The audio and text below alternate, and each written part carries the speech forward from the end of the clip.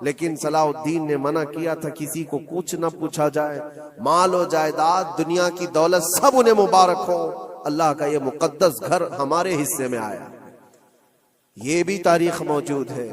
اور صلاح الدین ایوبی، سیدنا عمر ابن خطاب رضی اللہ تعالیٰ عنہ کے زمانے کی یہ فتح یابیاں یہ دور اسلام میں ہے مسلمانوں کے لیے۔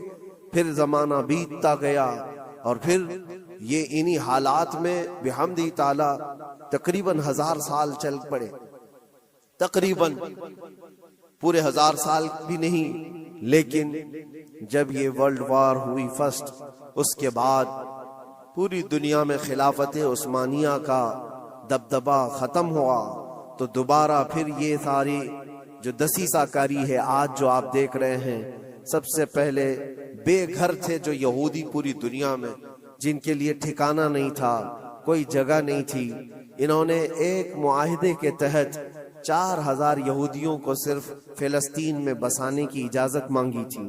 اس وقت عرب بھی غیر منقسم تھا، بٹا ہوا نہیں تھا، پورا عرب ایک تھا، فلسطین، جارڈن، ملک شام، یہ سب علاقے ملے ہوئے تھے، ایک ہی خلافت کے اندر آتے تھے، خلافت عثمانیہ کے اندر۔ اس وقت صرف 4000 لوگوں کو وہاں بسانے کی اجازت لی گئی تھی۔ اس کے بعد پھر 4000 لوگوں سے یہ آبادی بڑھتے ہوئے دنیا کے ہر کونے سے یہ مائیگریٹ کرنا شروع کیے، ہجرت کرنے لگ گئے، اور دھیرے دھیرے دھیرے کرتے کرتے 1912 سے لے کر 1947 تک ان یہودیوں کی جگہ جگہ سے ہجرت ہوئی، اور وہ جا کر کے اس جگہ جمع ہوئے، اور آج جو ایک خطہ آپ دیکھ رہے ہیں اسرائیل نام سے، حقیقت میں اسرائیل نام سے کوئی وجود ہی نہیں تھا، وہ پورا فلسطین تھا، پورا فلسطین۔ تھوڑے تھوڑے تھوڑے علاقے میں بستے بستے بستے ان لوگوں نے پورے علاقے کو آکیوپائی کر لیا، پورا قبضہ کیا، اور اپنی ایک سلطنت بنائی، اپنا ایک ملک بنایا، اور اعلان بھی کر دیا، پوری دنیا میں اعلان کیا، اپنی ایمبیسی کھولی، سفارت خانے کھولے۔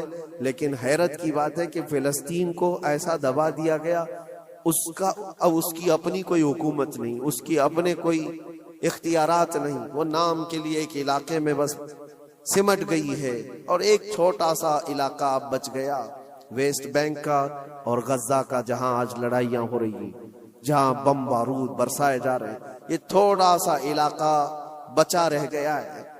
میرے عزیزو، یہ ایک تاریخ ہے جو میں آج آپ کو منتقل کر رہا ہوں، اس لیے کہ نئے بچوں کو، نئی جنریشن کو تاریخ سے بہت کم دلچسپی ہے۔ یہ انٹرنیٹ کی دنیا میں رہنے والے لوگ، آپ یہ بات یاد رکھیں، یہ وراثت کے طور پر ہم نے آج تک منتقل ہوتی آئی تاریخ، اس لیے بتا رہا ہوں کہ وہاں پر جو جھگڑا ہے، وہاں پر جو حالات بنے ہوئے ہیں، وہ آج کل کے نہیں ہیں، صدیوں سے موجود ہیں، کئی سینکڑوں سالوں سے موجود ہیں۔ اور اللہ کے نبی صلی اللہ علیہ وسلم کی ایک بشارت بھی سنا کر جاتا ہوں۔ نبی پاک صلی اللہ علیہ وسلم نے فرمایا، میری امت میں ایک جماعت ایسی رہے گی قیامت تک جو بیت المقدس کی حفاظت کے لیے لڑتی رہے گی، اور ان کے مخالفین کا دھوکہ دینا، ان کے مخالفین کا ان پر حملہ کرنا ان کو کچھ نقصان نہیں دے گا، وہ ایمان پر ویسی ہی جمے رہیں گے۔ یہ حضور پاک کی بشارت ہے۔ نبی پاک صلی اللہ علیہ وسلم نے فرمایا ہے کہ وہ دمشق یا بیت المقدس کے آس پاس لوگ ہوں گے، اپنی جانوں کا نذرانہ دیتے، اور حضور نے یہ جب گارنٹی دے دی تو پھر کہنے کی کیا بات ہے۔ حضور نے فرمایا قیامت تک وہ جماعت حق پر قائم رہے گی۔ کسی اور کے لیے اتنی گارنٹی ملتی ہے؟ حدیث پاک میں حضور نے فرمایا ان کے لیے وہ ایک جماعت ایسی ہوگی قیامت تک وہ حق پر قائم رہیں گے، حق پر قائم رہیں گے بیت المقدس کی حفاظت کے لیے۔ آج ان لوگوں کے حالات دیکھتے ہیں ہم۔ پھر میں آپ کو ایک آیت جو شروع میں پڑھا عرض کیے دیتا ہوں۔ رب تعالیٰ فرماتا ہے وَسَيَعْلَمُ الَّذِينَ ظَلَمُوا أَيَّ مُنْقَلَبٍ يَنْقَلِبُونَ، ان قریب ظلم کرنے والے یہ دیکھیں گے کہ اللہ ان کو کس کھائی میں گراتا ہے، کس پلٹی وہ پلٹیں گے، وہ انجام آئے گا۔ کسی بھی ظالم کو چھوڑا نہیں گیا ہے، ظلم کی انتہا ہو گئی، ظلم کی انتہا ہو گئی۔ حیرت ہوتی ہے یہ دنیا آج جو نیوٹرل بنتی ہے، سیکولر بنتی ہے، ان کی زبانوں میں کیا دہی جم گیا ہے۔ ان چھوٹے سے بچوں کی موت پر کوئی دو جملے بولنے کو تیار نہیں، صرف اس لیے کہ مسلمان ہیں، صرف اس لیے کہ وہ ایمان والے ہیں۔ میرے عزیزو، دنیا میں کہیں کسی کی ظلمن موت ہو جائے تو ساری میڈیا چیختی ہے، چلاتی ہے، اور آج جہاں 49,000 لوگوں کو قتل کر دیا گیا، مار دیا گیا، ان کا قصور کیا تھا بتائیں؟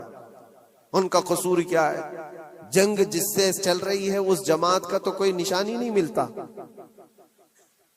جس جماعت کے ساتھ، جس تحریک کے ساتھ، جس تنظیم کے ساتھ یہودیوں کی جنگ چل رہی ہے، اس تنظیم کا کون مر رہا ہے، اس تنظیم کے کتنے لوگ مارے جا رہے ہیں، اس کا کوئی حساب نہیں۔ لیکن سیویلینز جو وہاں کے بچے ہیں، عورتیں ہیں، بوڑھے ہیں، ان میں سے تقریباً 50,000 لوگ شہید ہو چکے، جس میں سے تقریباً 15,000 کے آس پاس تو بچے ہیں، چھوٹے سے بچے ہیں۔ کلیجہ منہ کو آتا ہے یہ ساری باتیں دیکھ کر کے، سن کر کے۔ میرے عزیزو، جگر رکھنے والا دنیا کا کوئی بھی انسان ہو، جس کے اندر تھوڑی انسانیت باقی ہو، وہ یہ تمام مناظر کو دیکھ کر کے ویرودھ تو ضرور کرے گا۔ اور اگر یہ باتیں بھی ہم کو یہاں کہنے میں کسی کو ایسا لگتا ہے تو میں اس کی پرواہ نہیں کرتا، ایمان جب تک ہے ہم بولتے رہیں گے۔